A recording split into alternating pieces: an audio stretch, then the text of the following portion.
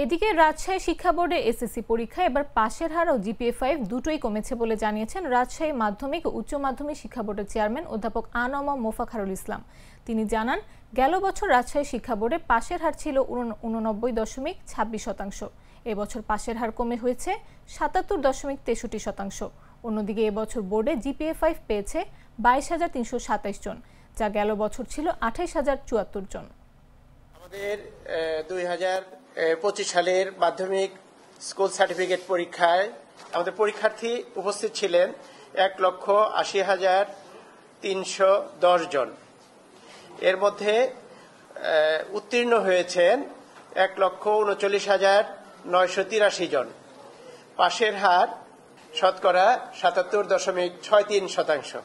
আমাদের এখানে ছাত্রদের পাশের হার হয়েছে 73.64%, আর ছাত্রী পাশের সংখ্যা হয়েছে 82.01%। জিপিএ-5 প্রাপ্ত ছাত্রছাত্রীর সংখ্যা, পরীক্ষার্থীর সংখ্যা 22,327 জন। এর মধ্যে ছাত্রী 11,962 জন, আর ছাত্র হলো 10,365। কালার এক্সপার্ট, জর্জ স্যাপ এবং মাইল্ড অন হ্যান্ডস টেকনোলজি সমৃদ্ধ অরিক্স ক্রিস্টাল ওয়াশ আপনার লন্ড্রি এক্সপার্ট।